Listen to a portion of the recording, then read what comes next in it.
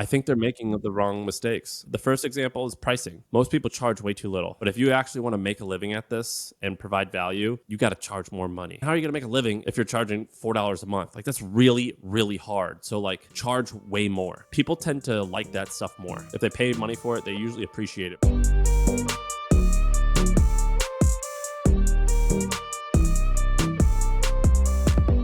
In today's episode, I talked to Sam Parr from The Hustle. Now, Sam and I have been friends for a long time, and he's got some pretty wild news in that HubSpot just acquired The Hustle. There's a lot of crazy things that went on with that, but we dive into the story there, how long due diligence took, everything else. It's a long-ranging, free-form conversation, but we get into other things like my new local newsletter that I'm starting. He has some growth ideas and tactics that he shares there. We get into what he thinks people are doing wrong when they're launching Substacks, which is pretty wild since he has crazy revenue. I think, they're over $1 million a month in sponsored revenue and getting pretty close to that in paid memberships revenue for The Hustle. We get into growing the newsletter to almost 2 million subscribers. There's so much good stuff. I'll warn you, it's a very rambling conversation, but we have a great time. So I hope you enjoy it. Sam, thanks for joining me. What's up, man? So you and I have been friends for a long time. We've hung out in a lot of different circles. You're wildly popular on the internet today. Not today, over the last couple months, couple weeks. Not as popular as you. Yeah, exactly. I don't know. But you just sold The Hustle. And we were talking right before we hit record, and you were like, dude, just hit record so that we can have the whole conversation for everybody. The first question I was asking is, how long did it take from when HubSpot reached out to the deal actually closing? About 90 days. Well, so had you ever sold the business before? I have not. I can't say what business I acquired, but this week I acquired a company. It just closed. Ooh. Was it a big deal? It was a medium deal. Okay, that's great. Well, we if you bucket deals into small, medium, and large, it was a medium deal. Well, we like, I didn't know. I mean, I had been part of a company selling before as like a shareholder and like an investor and an advisor, a very, very close advisor, but I still didn't know. I didn't know like what closing meant. I didn't know what signing meant. I didn't know anything. And so I didn't know what an LOI was. I didn't know. I mean, I had heard the words, but I didn't really know like what that implied. And they reached out to me around September or October. They cold emailed me. And we had been recruited, or buyers have talked to us for a long time. And like the first couple of times I took them really seriously, and I was like, oh my God, like I'm going to dress up nice and fly out to their office and I'm going to show them all this cool stuff. And then after a while I was like, I just didn't take it seriously. And I just said, I would send them I would write up like a one pager, and I would like tell them all the reasons basically why they shouldn't buy us. I was like, look, we're really good at this. We are horrible at this. The reason why you should buy us is this. The reason why you should not buy us is this. If you are the expectations for pricing is around this. If you want to talk, call me. And like, it was a pretty straightforward thing, and they like that. And nice. Most people don't like that. And so they emailed me, and then the deal was announced like the last day of January, and they emailed me in October. So I feel like that's pretty quick.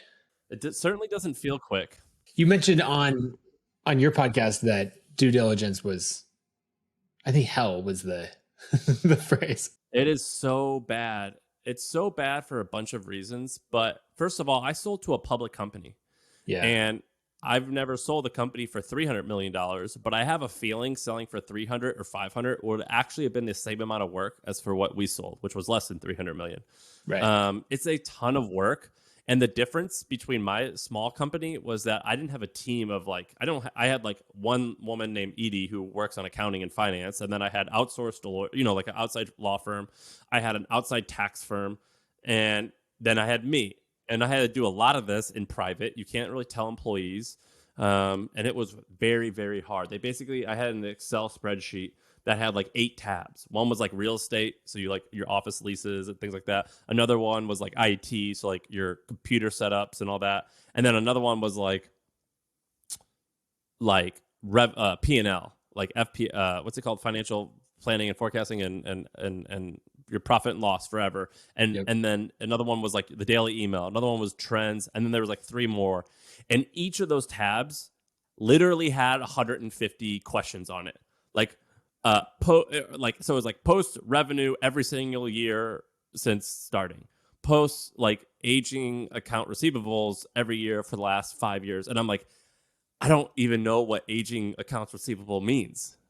And it felt like that for like everything. And I'm not bullshitting you. I probably gave them 700 things, maybe Wow. 500. It was just really hard. I mean, you've been through it, but it's just, and the thing is that I think founders and CEOs are a little bit different. Like, I didn't talk to the founder of HubSpot too much during the deal, but I did Mhm. sometimes.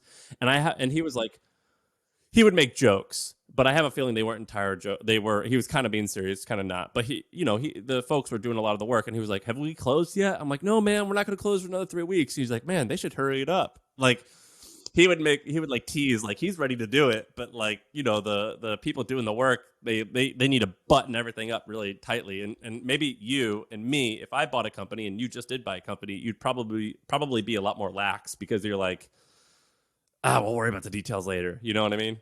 Well, that's how I was. So on our acquisition, we started the conversation in September, and then by like late November, it was actually a thing, like seriously talking. And then just before Christmas, we got an LOI signed, and I thought like, great. Now it's just like verify that everything is correct and accurate. We'll take like 2 or 3 weeks to do that. Um, and then our attorneys were like, no, that's not how this works. And I mean, it still took us it was like 50 days to close. That's crazy. That's still so long, right? Like, I thought we should do it in 30. yeah, when someone talks about like, they said like, it's good. All right, they're like, all right, we have this LOI, and then we're gonna close before 90 days. And I'm like, I don't even know if I'm gonna want to sell in 90 days. I don't even know if I'm gonna like, you know what I mean? 90 days. That's a Yeah. whole. Is that a quarter? Yep. That's a quarter of a year. Like, I don't even know what mood I'm gonna be in, or like, let alone, I don't even know if I'm gonna do this in 90 days. How am I gonna sign up? You know what I mean? So it is pretty crazy. So I'm curious, like on the announcement side of things, one thing that I saw two conflicting things, right? Axios reporting a purchase price of 27 million or whatever, and you saying like, that's one, I'm not ever saying what the purchase price is, and two, that's not it. So I'm curious how did that price get out, and your take on it. I don't know how it got out. I didn't talk to anyone. I've never talked to anyone about the price. The only one I've ever talked to is probably my wife. Yeah. How it got out, I don't know. I'm not going to confirm or deny it, but I'll tell you this. Brian, I told HubSpot, I'm like, I don't want to reveal the price. I told them that. And Brian, the CEO, got wind of it, and he goes, why'd you, because Brian was cool. He was like, have you ever talked to him and Dharmesh? I know Dharmesh from years ago, like at Business of Software and all that, but I've never met Brian before.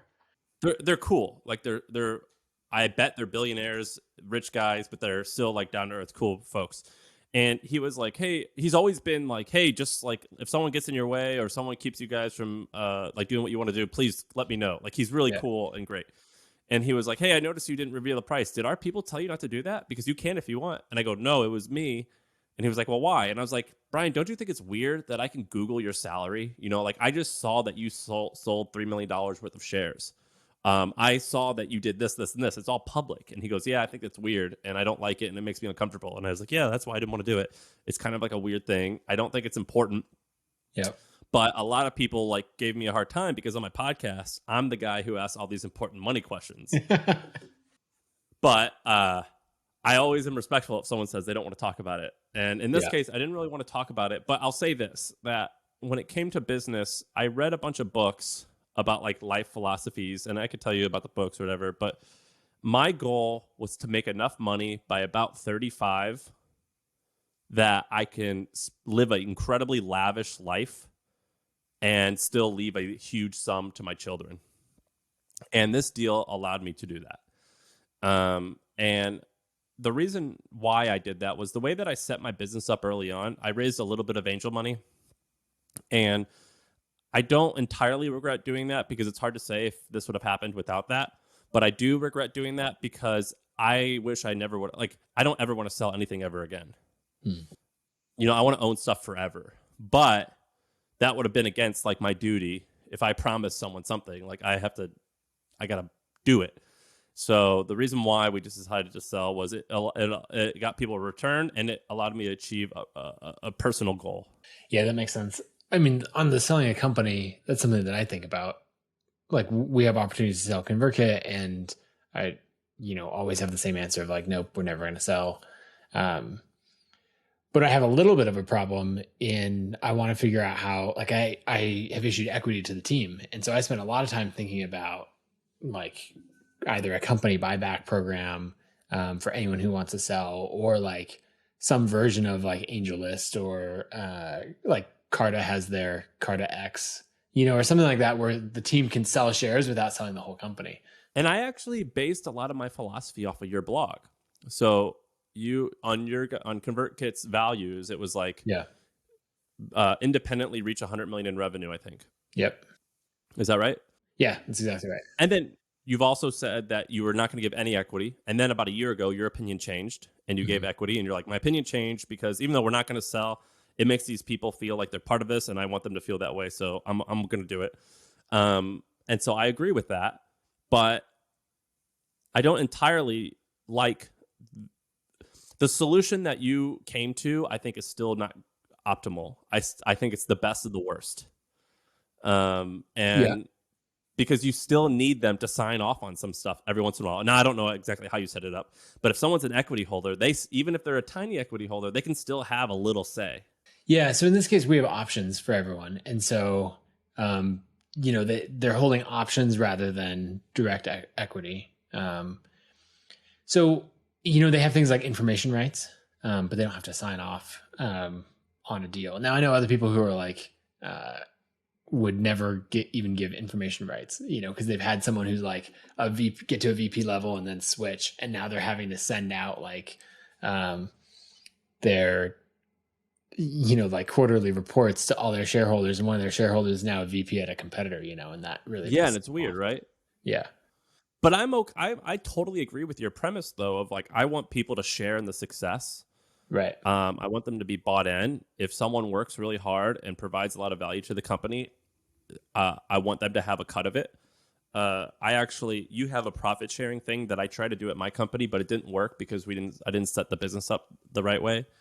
So like I've actually I wanted to build a lot of my stuff off of the things that you've done, but the way that I structured everything early on, it's pretty much very impossible, almost impossible to like reverse it to do some of the things that are probably more optimal. But I think that like I wouldn't want to sell for a long time or ever, but like I got sick in July or September or something. I got Lyme disease, and it wasn't quite like deathly, but it was like really bad. My face was paralyzed and I couldn't move my face, and I was struggling to talk.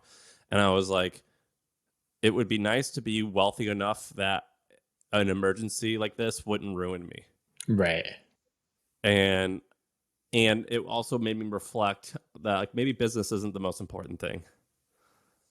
And so that's one of the reasons why I did the deal. But I don't know how you feel, but I mean, you're one of like the people I look up to in business, but I think that most days you don't ever want to sell. There is a few times where you're like, fuck it, I'm out. Yep. Oh, for sure. But most days, like, I don't know how you feel on having the platform and the reach side of things, but when you get to the point that you've got, hundreds of thousands of people paying attention to what you're doing, in the case of the hustle, millions of people, it just takes, I remember what it was like before that and how much work it was to get attention for something. And so a lot of what I have is not wanting to give that up, of like, when I have something new come out, like you can launch it, you can, get traction really quickly because you have that whole platform. So that's where it's like, I don't think I'd be excited about starting over, even if it was with a pool of money. Yeah, I think that's it. Like I just sold, like we have close to 2 million subscribers. That's how big it got? I had in my head 1.5 million. So you're even going, of course, numbers keep getting bigger, but. Yeah, I mean, we're adding a lot of people. It's not quite 2 million, but it's pretty close. And then we also had tens of thousands of paying subscribers. Right. So yeah, it was big. And like our open rate, like the other day we had 900,000 people open. So like it's pretty big. Yeah, that's insane. But and to start what we started, like when I say back then, I'm referring to like literally 4 years ago. But it's way harder now. It is way harder now. What do you think is different now? There was less competition. I when I told this, I like made a list of like heroes or like people I looked up to in business, and I emailed them, and there's a lot of them were media executives or media CEOs, and I told this one guy who, if I told you his name, you would know it. I'll tell you after, but he was like, this business will never make more than $2 million a year. And I was like, why not? He's like, email. He's like, that's stupid. Who makes an email? Like, you guys need to do video or Something trendy and new. yeah. He was like, how are you going to get traffic to your site? I'm like, you don't get it, man. Like, you're on your phone. Like, who cares if that 4 inches of white screen is on Safari or in the mail app? Why does it matter? And in fact, it actually matters for email, because I already can do the math that this person, if they only unsubscribe every at a 5% rate throughout the course of a month, I know what my churn is. I know what my LTV is. I know how to then what I can spend to acquire a customer. Like, I've just like, you can't do that on your website. And they're like, yeah, but like people don't want email. And now that's totally changed. You know, you have Substack, which is awesome. ConvertKit. You guys started a year before us? We were 2013, but we didn't get any real traction until 2015. So we started around the same time. Like, so you guys are big now, we're big now, and then there's like the Morning Brew. There's Substack has made it quite popular. I mean, everyone has an email now, and it wasn't like that just 3 or 4 years ago. We can get into how I feel, but I'm curious how you feel of being the person, like starting an email newsletter when everyone's like, it'll never make money, it can never be a real business, or something like that. And then you're trying to convince people of that. And now like the wave has come, or the wave is here, and everyone's like, I'm starting a newsletter. Do you like just not having to convince people? No, I don't feel hate. Like, I'm not jaded, so I'm not like, Right. oh, I'm starting an email, and I'm like, oh, dude, that was. But every once in a while, someone's like, community and newsletter is like the new media company of 2021, and I'm like, dog, that was the media company of 2014. Like, we started then. Okay, like if like the media company of 2021 is something that you aren't talking about probably because it seems stupid right now, and it's not Right. going to seem stupid in 5 years. But that said, I do like, what's the biggest difference in email over the past 20 years? Is it like the promo tag on Gmail or the promo inbox? Like, it's pretty stagnant, right? It hasn't changed significantly. Like, there's Superhuman and other things like it, but it's relatively been like zero change or close to no change. I have a feeling that's going to remain the case over the next 10 years. Maybe like some small changes will happen, but I still think it's a pretty safe bet to rely on email. And so if someone says they're launching it, I say, yeah, I think that's smart. I would say don't copy us, or like if you do copy us, like, yeah, you might be successful, but like try something a little bit different that seems silly now, and then it might be cooler in a couple of years. Does it annoy you, since you have a paid publication called Trends, that there's another free publication called Trends that is starting Is to go there? after you? Yeah, it's like trends.vc or something. Oh, yeah. I emailed that guy and I was like, hey, It man, annoys like, me, but I was like, I think we're going to make this big, and I don't want to disrespect you, but do you want to change your name? I was like, we did start first and we are bigger. Like, I think we're going to make this thing big. And he wasn't having it, but that's okay. No, it doesn't annoy me. I'm curious for more of those things. You said it's harder now. Then it's because of the competition. And to acquire customers. So we spend money on advertising to acquire customers. What are you spending now to acquire a subscriber?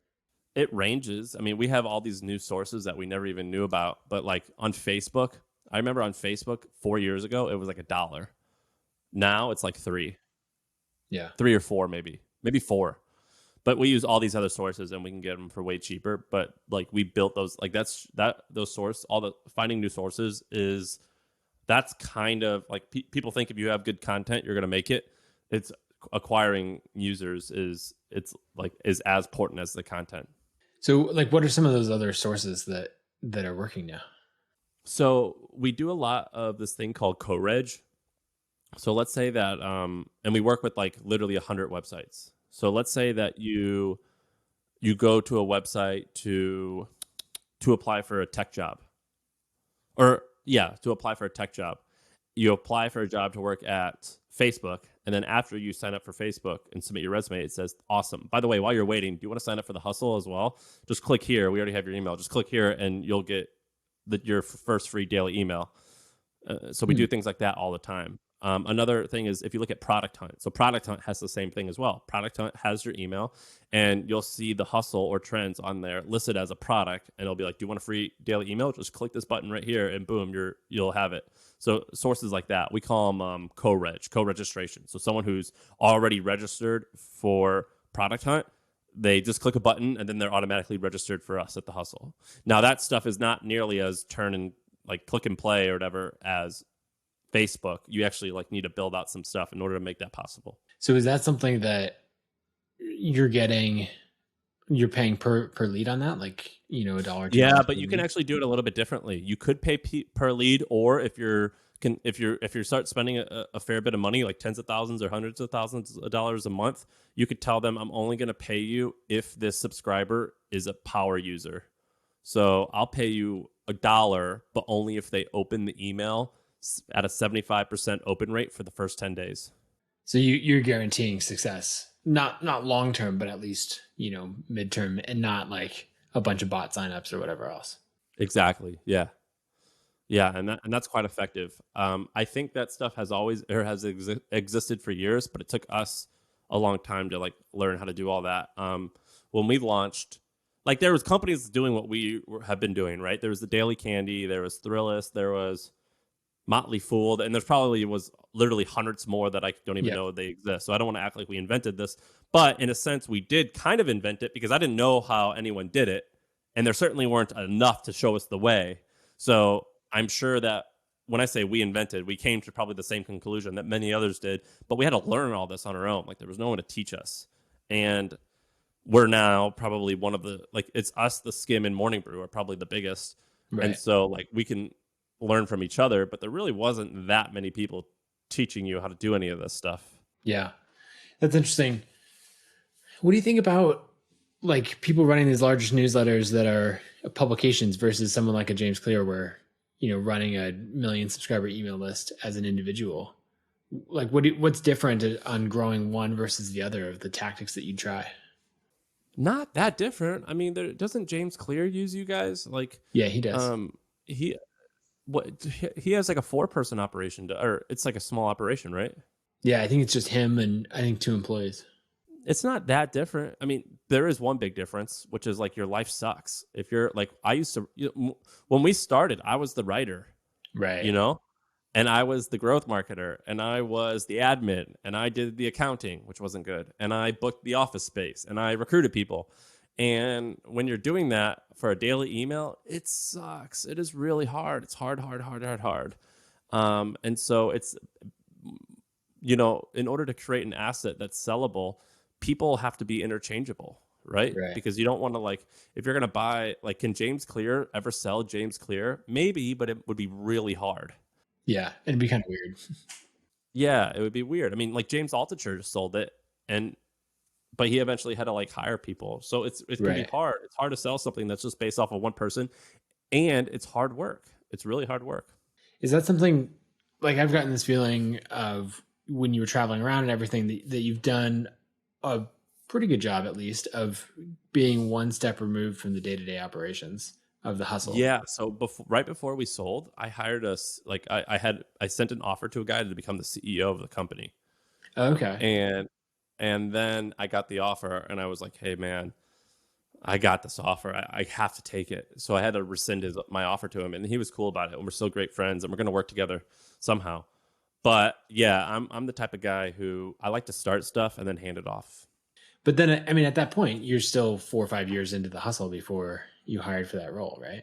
Yeah, but I should have hired from that role earlier on. But I always hired people who were pretty good at what they did, and I was always hands off. I would be in every meeting and I would participate, but our sales team, I sold the first $150,000 worth of advertising, and then once I hired someone, I literally had never sold again, and I completely stayed away. And I just said, all right, guys, let's agree to some revenue targets.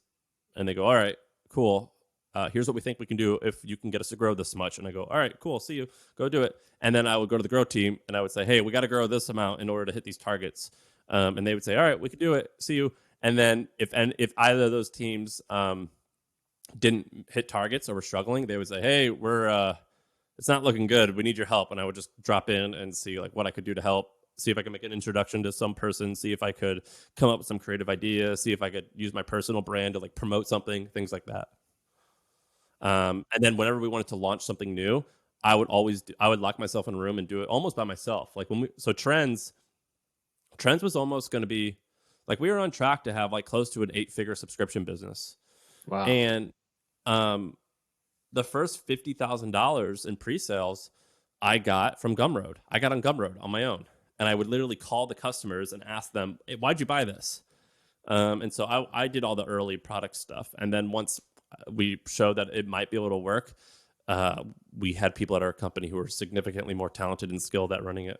So that's interesting of like start something. So it's like the tip of the spear. And then as soon as possible, hire someone to run it. And then just basically like understand their goals and otherwise leave them alone unless they need help. Yeah. I think that like, how many people work there? 50? Yeah, 60. Yeah, so you guys are a fair bit bigger than us, but we I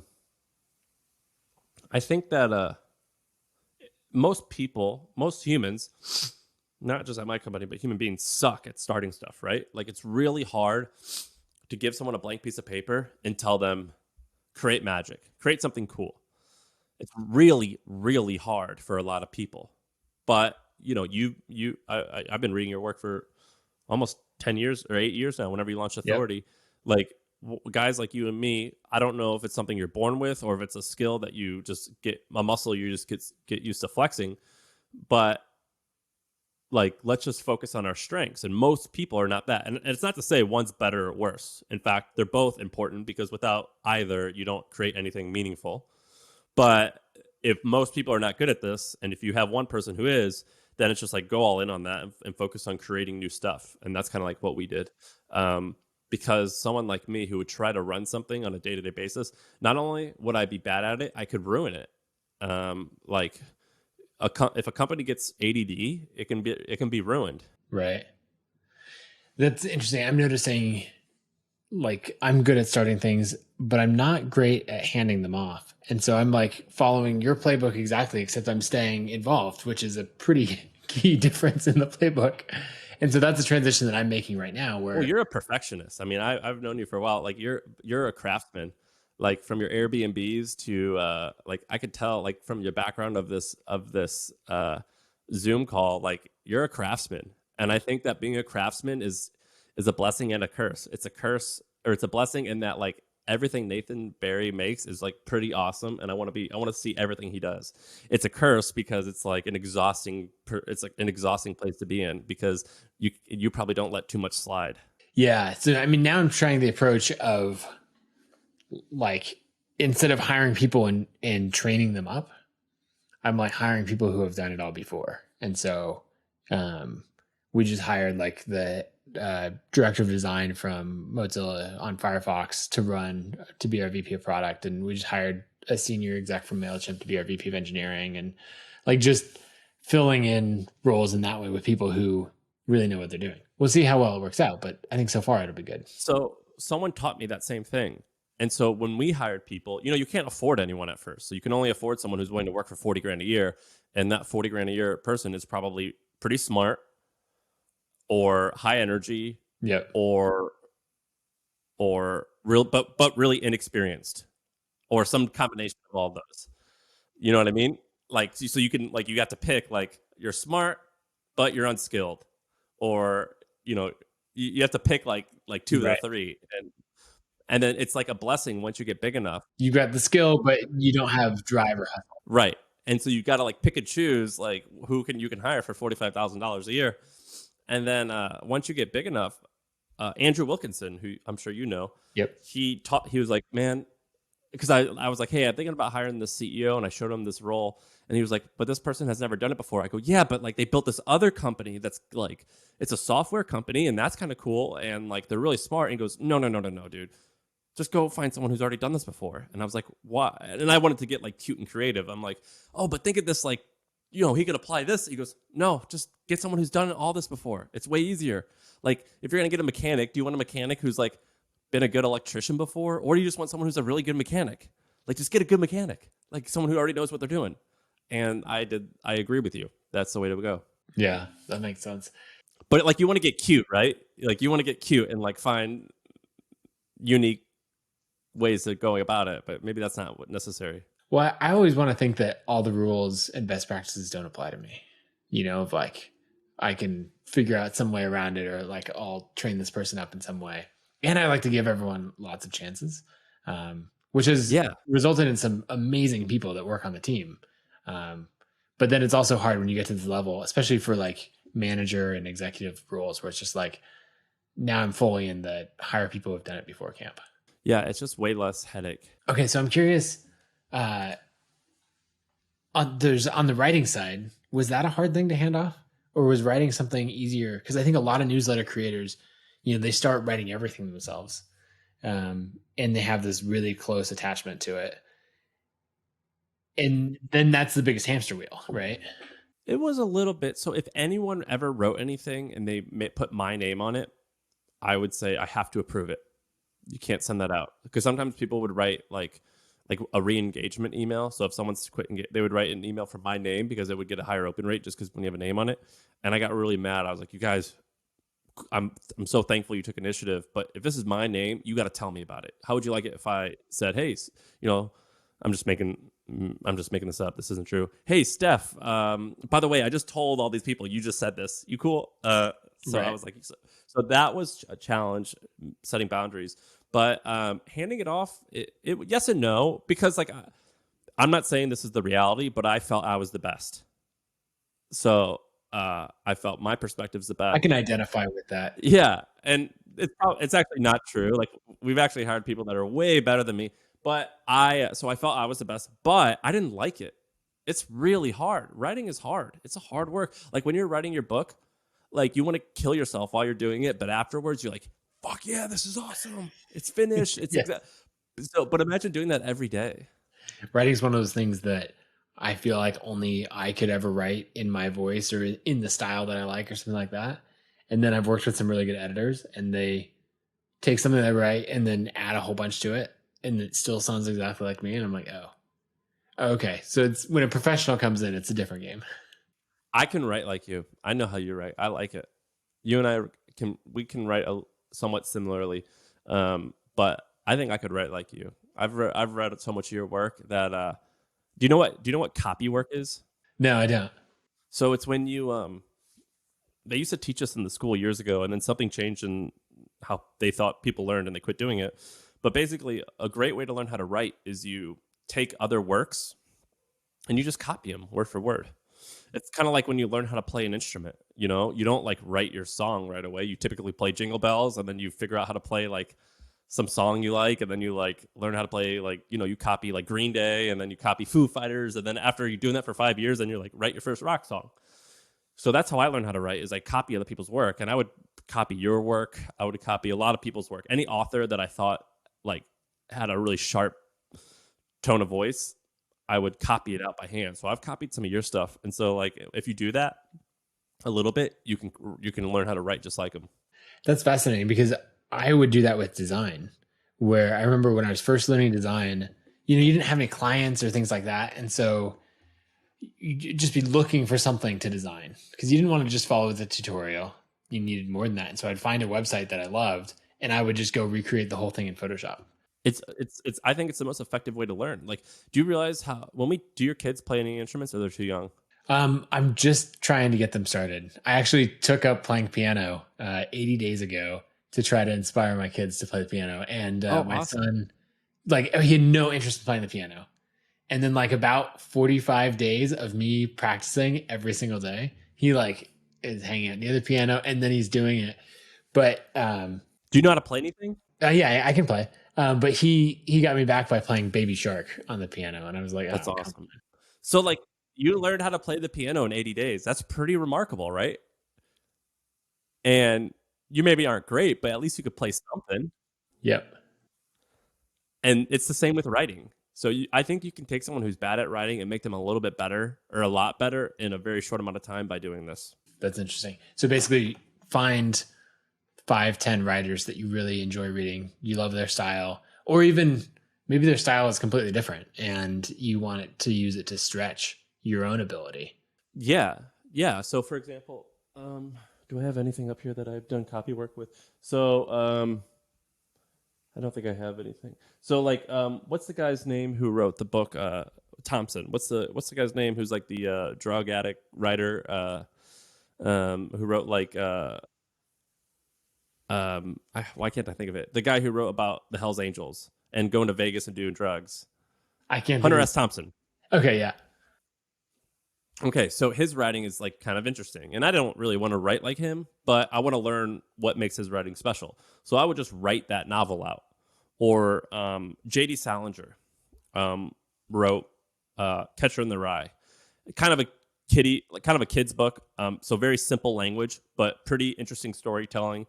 So I learned how I would copy that book, and then I would learn how to. I really wanted to learn how to be a good copywriter, a good salesperson. So I would take old advertisements, long form advertisements, and I would copy them word for word. And so I start learning like, all right, wow, here's how you sell. Here's how you story tell. Here's how you use simple language to describe complex topics. Or let's say you want to learn how to write comedy. So you can just literally write out a script from a movie. Judd Apatow does this all the time, or he said he did. What's the guy's name? The Jewish director from New York who wrote Penny, Andy. What's the guy's name? He ended up dating his stepdaughter. I don't know. Apparently, I'm bad with names. What's the guy's name? He's everyone's gonna everyone's gonna be screaming this, but he's like, anyway, Annie Hall, the guy who did Annie Hall. What's his name? It's gonna kill me. Woody Allen. Woody Allen. There we go. Woody Allen. The guy who, so Judd Apatow wanted to be like like Woody Allen, and so he just got a bunch of Woody Allen scripts and he just wrote them out word for word. Or he also wanted to be good at writing sketch comedy, so we took Saturday Night Live skits and wrote them out word for word. It's a very, very, very effective way to learn how to write. Yeah, and would you retype them, or are you actually writing them long form by hand? I usually keep them right here. So I have I don't have them here right now. I have a big old stack of notebooks, and I wrote them out by hand. And I still do this. Do you think that helps, you pick out patterns and all of that versus typing? Yeah. Yeah. I mean, obviously you do if you're putting in the time to do it. No, I think handwriting was better because you handwrite slower than you type. You can type a lot faster than you could handwrite. So it's a forcing factor to keep you slow. You know what I mean? And so it's like maybe now that you've learned how to play simple music, I don't know if you have got to this level, but you'll be listening to the radio and you're like, oh, wow, there was a chord change. Or, oh, wow, he's using like the ACD chord structure. I don't know anything about music. I'm making this up. But you know what I mean? Like maybe you because you have figured out the texture, you start seeing that out in the wild. And you're like, oh, I just unpacked it. That's how they made the song popular. They did this thing. You know what I mean?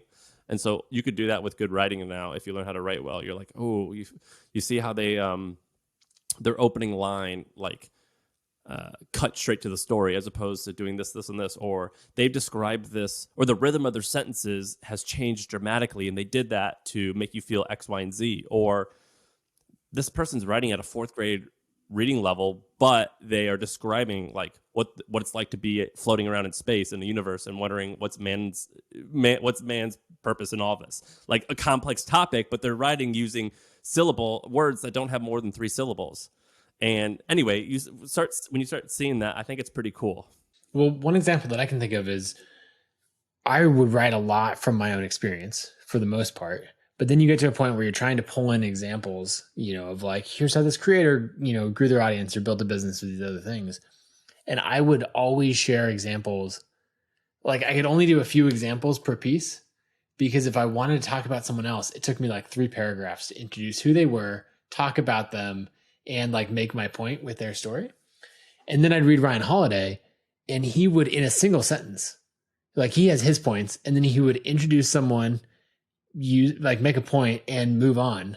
in one sentence, and it, like, as a reader, it was just as engaging as what I was, or like communicated just as much as what I was saying in 3 paragraphs. And so I remember it was Obstacle is the Way was his book, where I would like go back and be like, wait, what? How did you communicate that much so quickly? And that was one that I started copying his style on directly. Yeah, and you could learn that really quickly by just finding the segments that he did that and literally writing it out by hand. And if you do it like 10, 20, 30 times, it can become a learned behavior relatively easily. Because writing can be like many people think they're bad at writing, and it's like you don't need to think that much in order to get good at it if you use this tactic. Yeah, that's interesting. Are there other areas of like your life or business that you apply that tactic? Yeah, I mean, like, I think that like the goal is basically to remove a lot of emotion and a lot of like decision fatigue out of learning a skill set.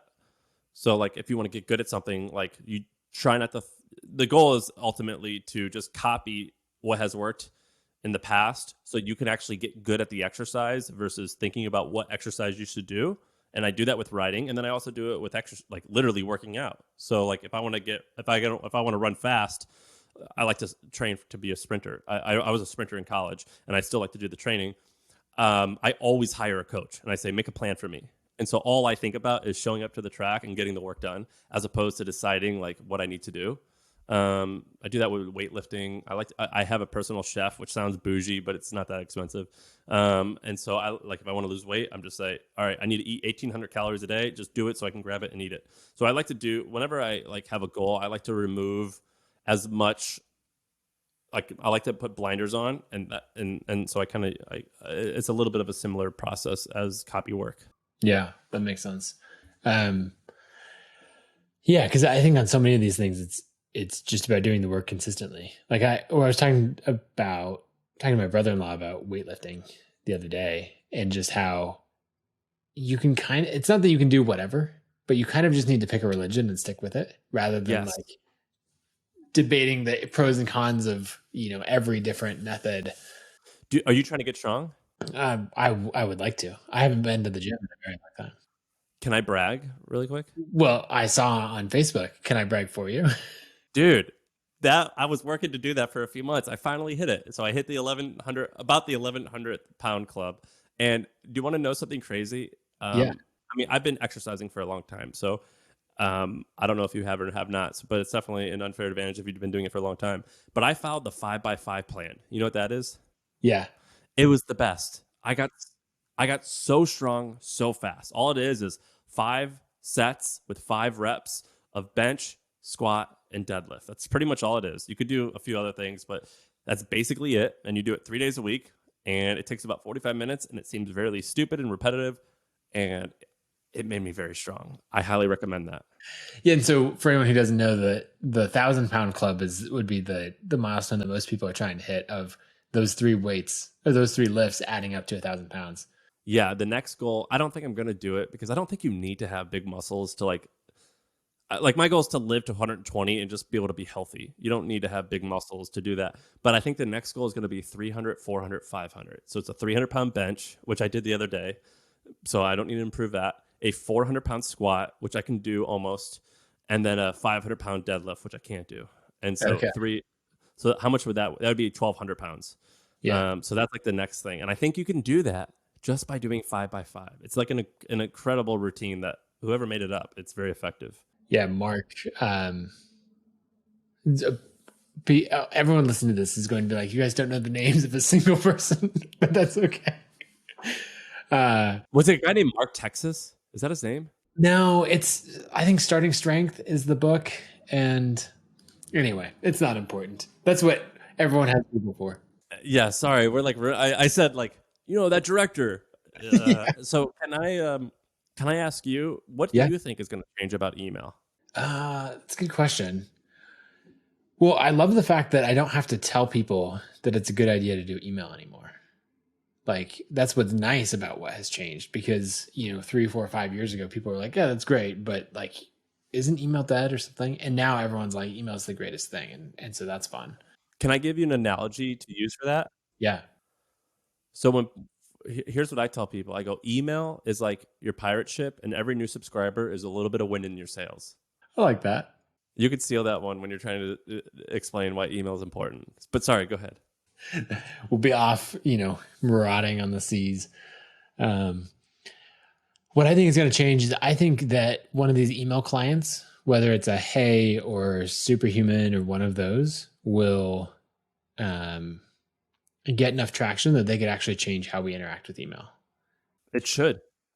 I think we're still quite a ways off from it, and I don't necessarily think it's going to be any of those, like those that do it. I used to think it would be Gmail, but now I'm not convinced. Like, it's not going to be Gmail. The ship has sailed on that. Like, if they were going to do it, they would do it with their inbox product, and they didn't. So that's the first thing. Wait, can we talk more about that? So, yeah.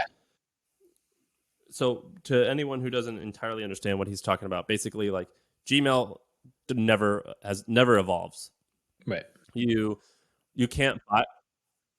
They've evolved a little bit. They what's that called? Accelerated mobile pages. So AMP. They have AMP in email, but no one uses it. But it is pretty nifty, but no one uses it. But basically, like, in your email, you should be able to buy stuff, or you should be able to see a video, or you should be able to swipe, or I don't know what else. Well, so a bunch of that is coming. Like, we're building video and email right now, and it'll just have fallbacks. It works on most Apple devices, or it works on all Apple devices and a lot of other ones. And we're just building it where it has all the fallbacks, so that on like the crappiest version of Outlook, it will just be click the image, or click the animated GIF is what it'll be, and it opens. But then on your iPhone or Apple Mail, or even in some cases Gmail, it'll play the video inline. How? So when I say video inline, we've always just used GIFs. I thought it would be cool to like put in a GIF like part 1 and then make the user hit refresh to see part 2. That could work. So basically, HTML5 video is a lot more supported than people think. It's just no one's willing to do the work for all the fallbacks. And so it's not actually, like, I dove into researching it. Actually, there's a company called Tailored Mail that said they had it, and I was like, that's nonsense. And then a lot of people have said they have it. Yeah, and I dove in and realized, like, oh, it's actually, like, you can't get it perfect, but you can get it pretty close. And there's a whole bunch of work to it, but I think a lot of that will get better. If that exists, I think that will change.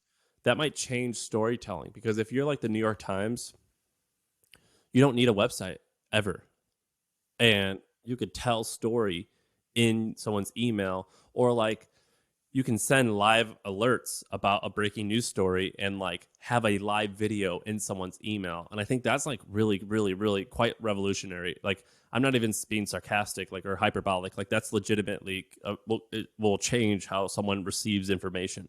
That's fascinating. I didn't think about like a live video, because obviously if you can do video, then you can do live video. But I didn't think about the implications of that. Well, think about it. Most people's emails are static, right? They send at the same time every day.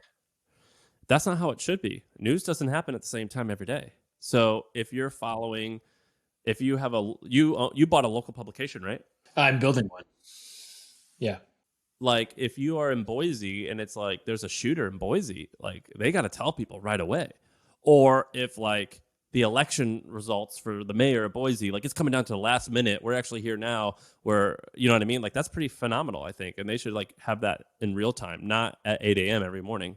And they'll, use email to push things out. One thing that I think is really interesting is using server generated images to change the content in an email. Right. That's what I'm describing, yeah. Yeah. So like countdown timers are the most common example. We're about to roll that out natively in ConvertKit. But what's actually cooler is when you're doing things like shipping status or something like that, and it keeps changing in the email because that's just an image that they're generating off the server. I just wish you could do it in an accessible way. I think that's exciting. Like, I mean, it seems kind of nerdy when you like talk about it like this, but I'm like, no, like the implications actually can be pretty big.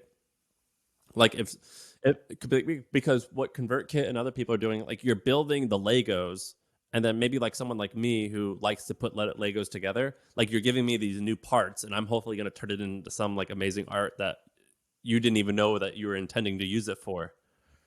And that's cool.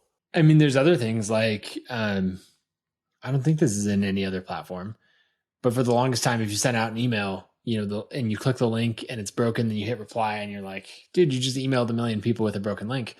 And one thing that we realized is that link hits our servers. And so we can actually let you edit the link after the email's been sent.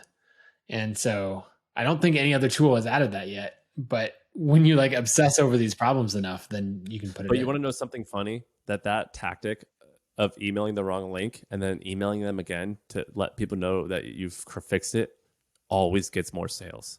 Oh, it does. Okay, you should tell everyone about your Black Friday promotion. Okay, so I've done this twice. Most people don't know I did this twice. I actually did this in 2014 when we first started, when we only had about 40,000 subscribers.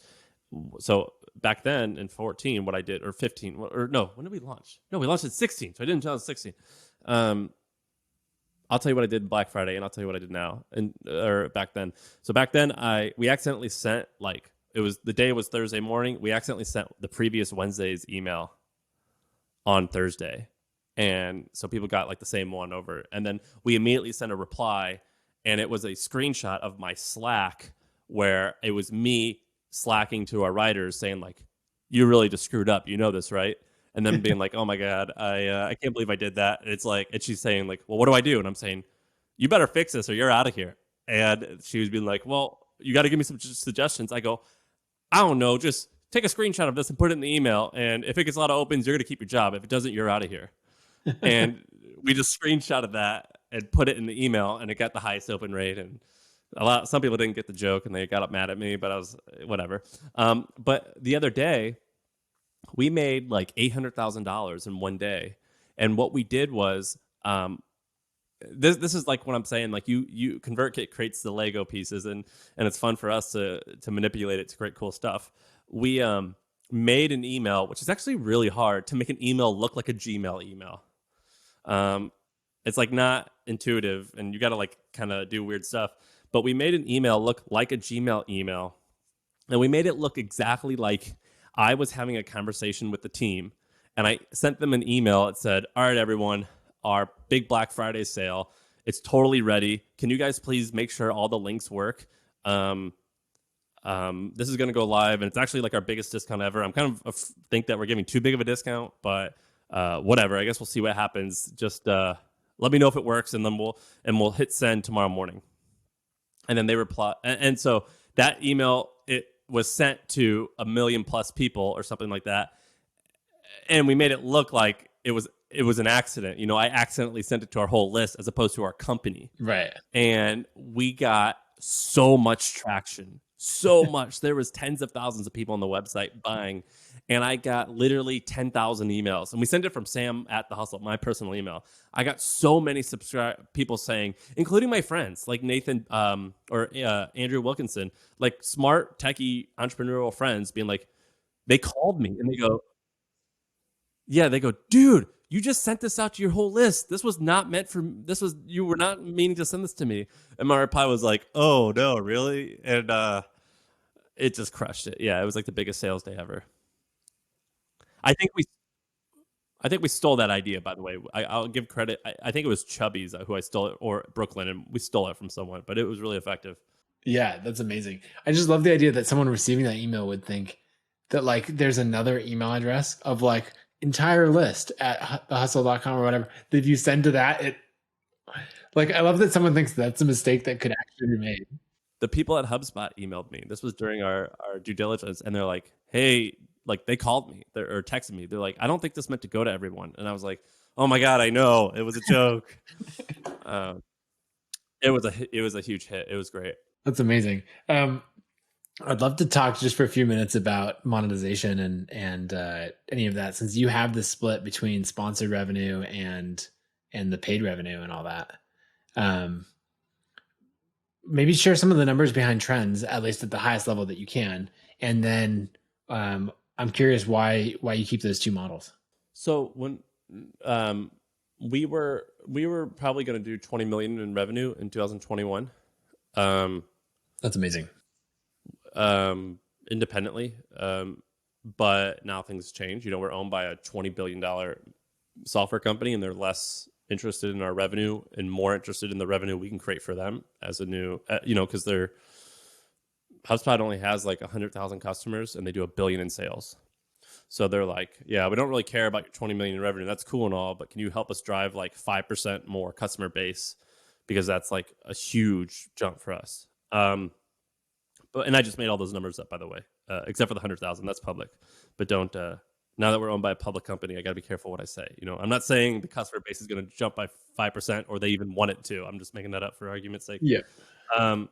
So when we started the business, the goal was to build up this massive email list and build trust, and then create profits early on with advertising, and then use those profits to build stuff for the audience. And I think you actually had that wonderful blog post called like the $1 billion blog. Yeah, exactly. Is that what it's called?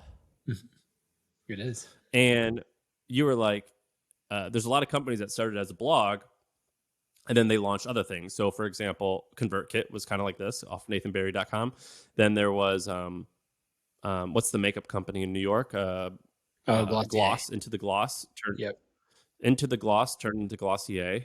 And there's like, you had like 5 or 10 examples. And that's before I saw your blog post, that's what we wanted to do. And we were just using the advertising early on to bootstrap. And then we launched Trends, and because I was researching which products we should make, and I was doing a ton of research, and I would send it to my friends, and they were like, dude, this is sick. Can you actually research this other thing for me? And we were like, oh, maybe this is the product, like is research.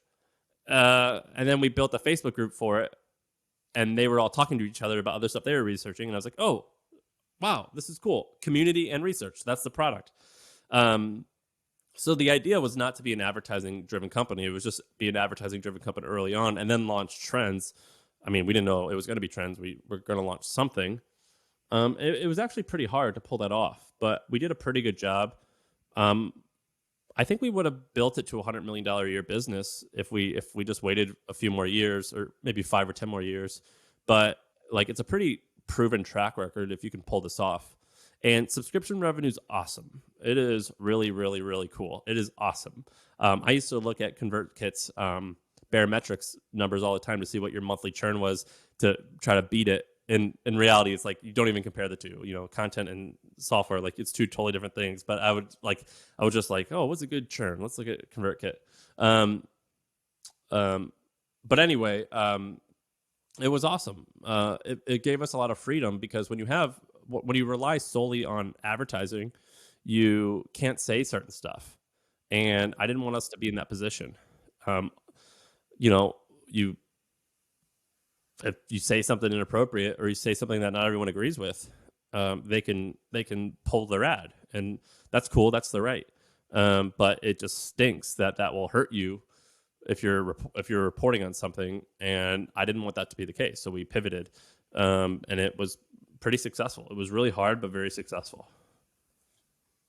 Oh, and you asked me to say numbers. Trends has over 15,000 subscribers. How many of those were from Black Friday in particular? I don't remember exactly, but that day, or that like campaign, drove like 800,000, probably 3,000 customers. That's amazing. Yeah, because 3,000 times 300 is 9. Yeah, we drove about $800,000 in sales that day. So whatever that divided by, I think it was 200 was the price. Whatever that divided by 200 is how many we got. So what's the breakdown between sponsorship revenue and the Trends revenue as the percentage of the company? By the time we sold, advertising was over. It was over $1 million a month in sales. Wow. And Trends was going to be close to 8 figures this year. Mm-hmm. But we counted our revenue a little bit odd. Like, when you guys do annual billing, how do you count? What do you call that? Just deferred revenue? Yeah, well, we're on an accrual basis, and so we, divide it by 12 and then accrue a portion of it every month. So I hate that, because I'm like, I have the money in the bank and I could spend this money now. Yeah. So we would call it net cash receipts because anyway, like we wanted to have like cash in the bank, like 20 to 22 million in 2021. Okay. And I think advertising could have been about 14, 15. So the majority is still is advertising, but trends is a kick-ass business. Yeah, because the renewal rate's so freaking high. Yeah, like our renewal rate's really high, and I think we undercharge. We're not going to raise the price anymore, but the reason why I'm not sure what 21 would have been is because we had tested raising like tripling the price, and conversion rates were the same. Yeah, what do you think about like everyone going with paid newsletters now? So a solo creator, let's say you're at 25,000 subscribers or 20,000 subscribers. I think they're making the wrong mistakes. I think the Substack is cool, but I think it's helping people make bad mistakes. I'll give a few examples. The first example is pricing. Most people charge way too little. If you're creating a B2C thing, then I understand why you would want to charge like $5 a month. But if you actually want to make a living at this and provide value, you got to charge more money. Like most creators typically are bad at this. They think that certain information should be free, but it's like, man, how are you going to make a living if you're charging $4 a month? Like that's really, really hard. So like charge way more. So I think people need to charge a lot more money. Like $50 a month. Yeah. Or I would say, and yeah, more. Yeah, $50 a month, sure. Like I would say like the difference between a person buying $99 a year and $299 a year, I bet you those rates would be the same. And you just made 3x more money. And then the difference between $299 and $499 also probably isn't like that big. So I think you should charge more. And not only is charging more good for you as a creator because you get more money and you can put more into the business, but also people tend to like that stuff more. If they pay money for it, they usually appreciate it more. It's like if you worked really hard to buy a car versus if a car was given to you, you're going to treat one of those differently than the other. So I think people tend to treat higher end stuff nicer. So I think you should charge. Now, I don't think this isn't like blanket advice for everyone, but I think a lot of people could use that. The second thing is I would actually do annual billing only, not monthly billing. So if you could pull off doing annual only, put it as like, $25 a month, but charge it as $299 a year. Because I just think that's the better move. And you actually would probably have a far more educated opinion on this, but from content, that's what I've seen. Well, I agree with that because we've seen content on membership sites, churn on membership sites or content businesses being quite a bit higher than software in general, especially when people are implementing it poorly. And so then what happens is, you're just playing this churn game. And especially when you have high churn on a $9, $15 a month product, it's really rough. Impossible. And so exactly what you're saying of going for a year up front. Now it's interesting. A lot of people go like buy a year for a discount. And you're saying like, just don't even offer a monthly price. Yeah. Well, if you're going to offer a monthly price, make it like crazy expensive. So it puts an acre. So it makes the annual a no-brainer. So like $50 a month or $250 a year. So it's like double or. Yeah. Only pretty much the whole goal though is to get annual. Right. And we have never done monthly. And the reason why is I went and talked to The Information. I talked to The Athletic. I talked to the New York Times. I talked to The Motley Fool. I talked to like all these companies and pretty much across the board, they were like, we only drive people to annual. And I was like, all right, well, I'm not even going to have a monthly. We're just going to get rid of it entirely. Yeah. Like why even do that then? Let's just cut that. The third thing I would say is have a long form sales page as your homepage. A lot of people will think that they're the New York Times and that they can just make their homepage or the page that they drive all the traffic to, make it like a give away a lot of stuff for free and just hope someone will convert. That'll work if you're the New York Times and everyone knows to trust you and to get to know you and they know exactly what they're getting themselves into. I think if you're like not them, then you should probably have a pretty hardcore like sales page. And my opinion is not to do freemium. You have to pay money to get it. You could do like we do a $1 trial, which is interesting. But I would say like make your homepage a sales page. Like if you go to Convert or Substack pages, it's just like a one-liner that like doesn't sell the product. So I Right. think you need like a sales page, kind of like your book, Authority. Like you had a sales page. Well, what I was trying to do with Authority was take the best that I could learn from direct response copywriting and then bring in design from the startup world and try to merge those two things. Because like the design startup world, they would be like, no, here's a buy button. You don't need any convincing. And the direct response world would be like, it doesn't have to look pretty, but it's going to be 10 pages long convincing you everything about it. And I was like, can we just combine these two things? That's exactly what I do. I totally agree with that premise. I 100% agree with you, and that's exactly what I do. And I completely agree with that. And then maybe the last thing is what I would tell you to do if you want to grow a paid newsletter is on the sales page, which should be your homepage. I would make it so you have to enter your email to see the checkout page, because what's the average conversion rate? Like 3%, but you can collect probably 10 or 12% of those people's email, and pretty much 100% of the people who gave you their email that were already going to buy are going to continue to buy. But now you've just created a huge lead list, so you can email them all the time and provide a ton of free value and like sell them on your ideas and your product and why it's good. And then you can increase your sales significantly. Yeah, that's good. And then, I mean, that's where you have automated emails right there going from the free into paid. That's super straightforward. Yeah. So those are some tips I would do to be paid. Also, if you want to be have a paid newsletter, go out and find the scammiest stuff you can find. And they'll probably be doing a whole lot better than like the people on Substack. And don't be scammy. Be ethical, provide value, but try to understand why these scammy people are winning. So for example, there's this company called Agora. You know what Agora is? I do. Yeah. So not everything they do is scammy, but they own like 30 companies. But some of the stuff is, and they've been sued for selling like a diabetes cure, which is like a book, which like is like horrible. That's you should go to prison for doing that, right? And they've been sued for it. But they make about $1 billion a year selling newsletters. And so you have to ask yourself, like, okay, even if you don't agree with the ethics, which I don't, let's figure out what they're doing that's really good, and apply that to a good product with a high integrity team. And so that's what I think you should do. I don't think you should copy people on Substack, because only a few of them are doing that pretty well. I think you should copy companies like Motley Fool. No one talks about Motley Fool right now. I bet you they make $500 million in sales a year. Or Agora, or James Altucher. James is my buddy. Everyone makes fun of James because he had these scammy looking ads. I bet that makes like $60 million a year.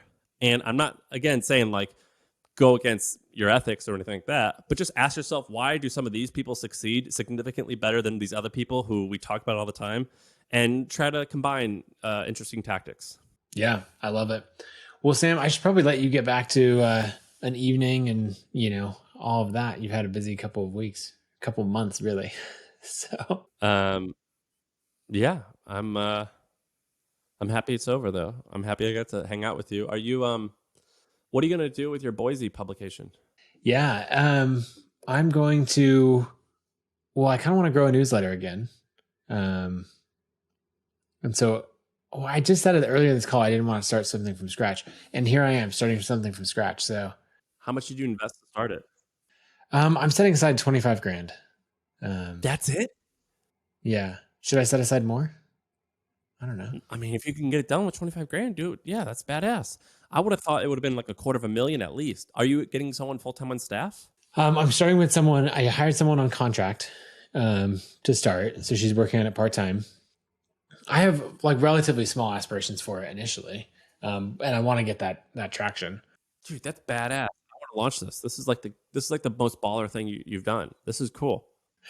One idea that I have no idea if this would work. And so I'm curious for your take on it. I looked at my own newsletter list, right? So for my blog, I've got, 27,000 subscribers or something. And like 400 or 500 are in Boise, which makes sense because I've lived here, grown up here forever, all of that. But I'm curious if we went to friends who have, like 50,000 subscribers or 100,000 subscribers, and you like did the location search, and it was like they had 800 in Boise or 300.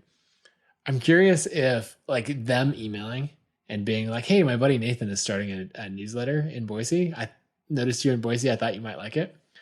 one, I have no idea what the conversion rates are, and two, I have no idea if anyone would agree to it, like to actually send it out. But I was thinking about it, and I'm like, that would be a really quick way to grow. So we wouldn't agree to it because it's a lot of work. Right. It's a lot of work to attract those 800 people.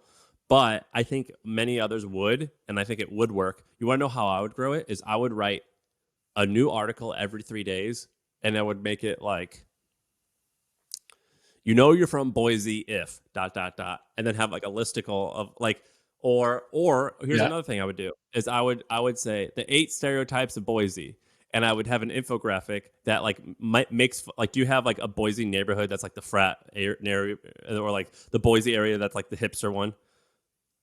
So I actually did this tactic. I had an iPhone app years ago, a roommate matching app, and we launched in Boston, Manhattan, Chicago, and 4 or 5 other places. And I had never been to Boston. And the way that we launched it was we put the stereotypical roommates of Boston, and we had us. If you Google my name and like info, you might find it. But we made these infographics, and there was a cartoon of like the woman who was like in the hipster area, and like typical roommate of the Mission in Boston, shops at blank while drinking a coffee from X. Can be seen walking her pug dog that with a sweater she got from whatever.